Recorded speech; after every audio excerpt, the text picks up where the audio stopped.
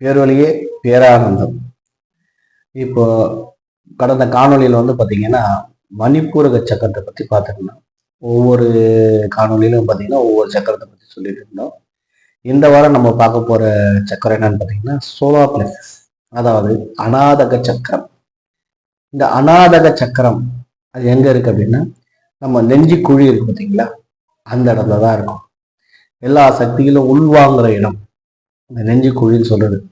அதை மெடிடேஷன் பண்ணும்போது பார்த்தீங்கன்னா நார்மலாக எல்லா எனர்ஜியும் எங்கே போய் சேரும்னா நமக்கு ஒன்று ஆஜ்னா சக்கராலையும் இன்னொன்று சோலார் பிளெக்ஸஸ்ன்ற அந்த அநாதக சக்கரம். இங்கே தான் பார்த்தீங்கன்னா அதிகமான சக்திகளை பார்த்தீங்கன்னா அப்சர்வ் பண்ணுற இடம்.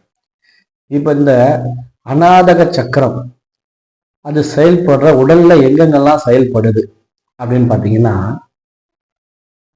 சிறுகுடல், அப்பெண்டிக்ஸ் சொல்ற குடல் வால், கல்லீரல், பேங்க்ரியாஸ் சொல்ற கணையம், இரைப்பை, இருதயம், தைமஸ் சுரப்பி, இரத்த ஓட்ட மண்டலங்கள் இருக்கிற இடங்கள், நுரையீரல், இது எல்லாமே கவர் பண்றது பார்த்தீங்கன்னா இந்த அநாதக சக்கரம். இந்த உடல் உறுப்புகள் எல்லாமே நிறைய ராஜ உறுப்புகள் அதுல சேர்ந்திருக்கு. அந்த ராஜ உறுப்புகள் எல்லாமே பார்த்தீங்கன்னா இந்த அநாதக சக்கரத்தோட கட்டுப்பாட்டுல தான் இருக்கு. ஸோ இதெல்லாம் நம்ம பத்திரமா பார்த்துக்கணும்னா அநாதக சக்கரத்தை நம்ம சரியா இயக்கி சரியான வழியில நடத்தினீங்கன்னா இந்த உடல் உறுப்புகள் எல்லாமே பார்த்தீங்கன்னா சீரா இயங்கிக்கிட்டே இருக்கும். இப்ப இந்த அநாத சக்கரம் என்னென்னலாம் பண்ணுவோம், உடல்ல தேவையில்லாத சக்திகள், அதாவது நெகட்டிவ் எனர்ஜிஸ், டிசீஸ் எனர்ஜிஸ், இதெல்லாம் வெளியேற்றுற ஒரு தன்மை அநாதக சக்கரத்துக்கு இருக்குது.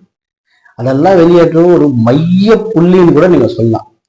அதாவது அந்த அநாதக சக்கரம் பார்த்தீங்கன்னா இந்த தட்பவெப்பநிலை சீதோஷ நிலை இருக்கு பார்த்தீங்கன்னா கிளைமேட் கண்ட்ரோல், அதுக்கேற்ற மாதிரி தன்னைத்தானே மாத்திக்கும். அதாவது அதை சுத்தி இருக்கு அதை கமாண்ட் பண்ற ஆர்கன்ஸ் எல்லாமே பார்த்தீங்கன்னா செயல்திறன் பார்த்தீங்கன்னா மாத்திக்கும்.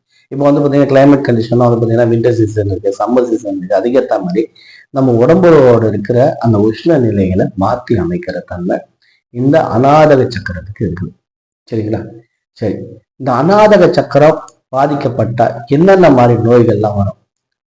அதிகமான கொலஸ்ட்ரால், கொழுப்புகள், அதாவது இந்த கொழுப்புகள் அதிகமாக சேரும், டயபெட்டிஸ் சொல்ற நீரிழிவு நோய்கள், அல்சர், இந்த கல்லீரல் அழற்சி கிடைக்கும், மூட்டு வாதம், அப்புறம் ஹார்ட் ப்ராப்ளம்ஸ், இதய நோய்கள் வர்றதுக்கு நிறைய வாய்ப்புகள், நுரையீரல் சம்பந்தப்பட்ட நோய்கள், அதாவது இந்த தொற்று நோய்கள், அதாவது இந்த வைரஸால பாதிக்கப்படுற அந்த தொற்று நோய்கள் வர்றதுக்கு நிறைய வாய்ப்புகள், நுரையீரல் சம்பந்தப்பட்ட நோய்கள், சளி பிடிக்கிறது, குரானிக்கா சில பேருக்கு பார்த்தீங்கன்னா சளி பிடிக்கும், அந்த கோழைச்சளி, இழைச்சலின்று, இதெல்லாம் அநாதக சக்கரம் சரியா இயங்கலை, விசுத்தி சக்கரம் இயங்கலை அப்படின்னா அவங்களுக்கு பார்த்தீங்கன்னா இந்த குரானிக் டிசீசஸ் லங்ஸ் வரதுக்கு நிறைய வாய்ப்புகள்.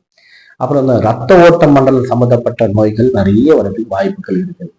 அதே மாதிரி மற்ற உறுப்புகளும் பார்த்தீங்கன்னா இதனால பார்த்தீங்கன்னா நிறைய பார்த்தீங்கன்னா பாதிப்படைகிறதுக்கு வாய்ப்புகள் இருக்கு. அதனால அநாதக சக்கரம் ரொம்ப முக்கியமான சக்கரம். அதை பத்திரமா நீங்க பார்த்துக்கிறதுனால திறம்பட செயல்படுறதுனால நிறைய நோய் இல்லாம சீரா வாழ முடியும். இந்த அநாதக சக்கரத்தோட கலர் நிறம் பார்த்தீங்கன்னா பச்சை கலர். இதுக்கு கிரக அதிபதிகள், அந்த கிரக அதிபதி யாருன்னா புதன். புதன் பார்த்தீங்கன்னா இது கிரக அதிபதி தான். ஒவ்வொரு கிரக அதிபதிக்கும் தெய்வ அதிபதிகள் இருக்காங்க. அதுக்கான தெய்வ அதிபதி பார்த்தீங்கன்னா உத்திரன். அவர் தான் பார்த்தீங்கன்னா இந்த அநாதக சக்கரத்துக்கு தெய்வ அதிபதியாக இருக்காங்க. இந்த அநாதக சக்கரத்தை நீங்க திறம்பட செயல்பட்டு மெடிடேஷன் இல்லைன்னா பார்த்தீங்கன்னா நீங்க சக்ரா கிளென்சிங், எனர்ஜைசிங் இதை மூலிமா பண்றதுனால பார்த்தீங்கன்னா நீங்க சீராக வச்சுக்க முடியும், உடல் உறுப்புகளையும் ஆரோக்கியமா பார்த்துக்க முடியும். வணக்கம். பேரொழியே பேரானந்தம்.